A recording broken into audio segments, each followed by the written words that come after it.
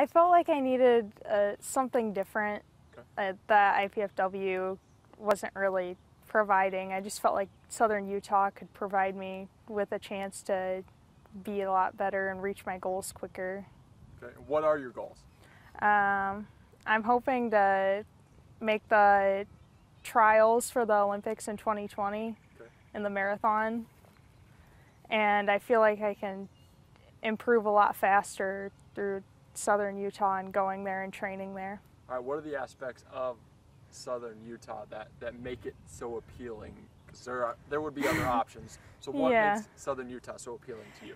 Well, part of it's the training staff and the altitude, definitely. I know the altitude will help tremendously because I mean, a lot of professional runners train at altitude, and obviously they do great. So I mean, I feel like that's definitely a big thing about going there, is that the altitude will help me a lot. All right. So those, just saying I want to get to the trials, that's not like small goals. That's not. That's. I mean, what's it about your mentality that you can see 3 years in the future, 2.5 years in the future, that this is where I want to be?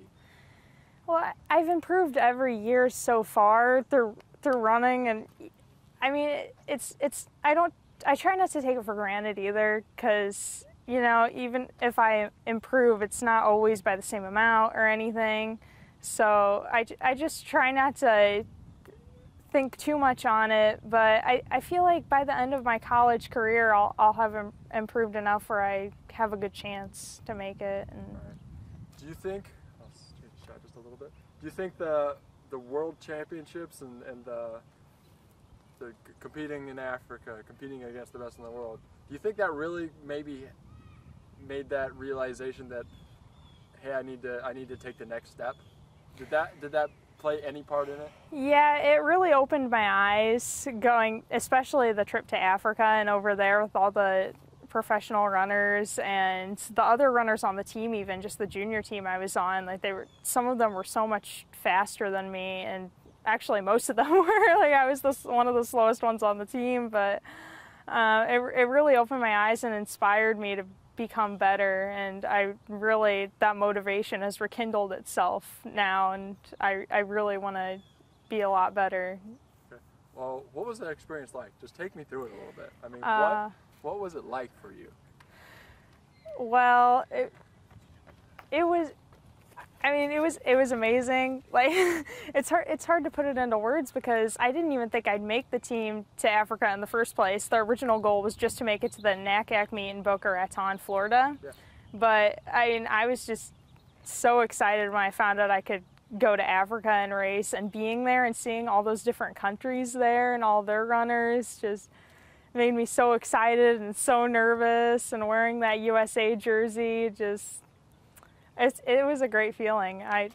It was awesome, and meet some new people too from other teams. Like the girls from the other teams were actually really nice. Like everybody was super. I mean, of course we're all competitive when we go out there, but we can still talk too after races and connect with each other. And yeah. So you weren't the best runner on the team, which is okay. Humble. That's okay to be humble. Yeah. But you did pretty well. I mean, you finished, whatever, top 25, I want to say I saw something like that, maybe. I mean, how do you think you, obviously you're humble there, but how do you think you did? How do you think you compete? How did you fare against the top competition in the world almost?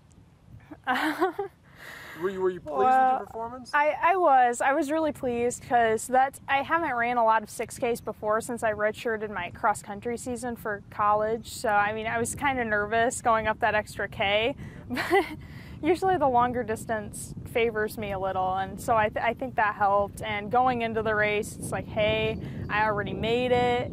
You know, these are, you know, girls my same age that are running, and they're only human, you know, they feel the same as I do out there on a hot course, and you know, they're gonna get tired, same as me. So I just took the race like I take any other race and just went after it.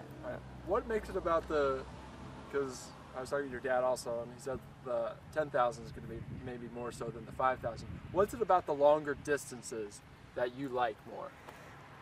I like to have more time to pass people, because it's not like a mile where everything's like go, go, go right off the start. Like, you just gotta go super fast and be really focused. I feel like long distance you can kind of zone out. Like, not saying that I zone out the whole race, because then I wouldn't probably do too well, but I just like the longer distance, because I just don't feel like it's as intense, kind of. That's fair enough. So the trials are the goal, or the Olympics the goal? Are that, I mean, all right, so let's say, would it be fair to say that like trials 2020 and then maybe 2024 Olympics, or is it this is my shot? That's kind of what I'm thinking about, but I just don't know what's gonna happen. If everything goes well and I keep improving and my training gets better and I get better as a runner, then yeah, Olympics 2024 would definitely be in my sights. But right now, I'd just be happy if I made the trials in 2020. Okay. Obviously, Carol, go to school at home. How nice was it to go to school in the town you grew up in? It was really nice. I really enjoyed it. It's super convenient because I get to still eat the same meals I eat at home, and I have my same schedule, which helps a lot with the running, actually. Like, sometimes some people wouldn't think it helps, but it really does, staying in the same routine. And I just felt so much more comfortable, and I had a comfortable place to do my homework and studying and everything, and it was nice. But I'm kind of excited to go to Southern Utah because I know it'll be more of a change and kind of get away from all that familiarity and some of the people and stuff.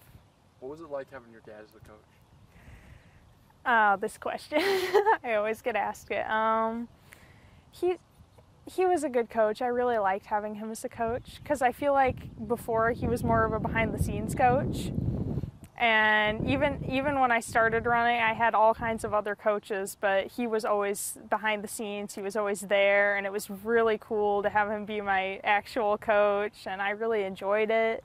And he got me as a runner a lot, because he obviously been running with me since I started, but it was a great experience, and I wish it could have lasted longer, but it just didn't work out. All right.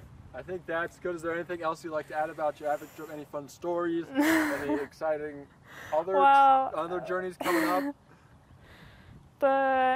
Sometimes I kind of miss the trip in Africa. Like, I kind of wish I could go back, but then I think about the food here, and I kind of want to stay here.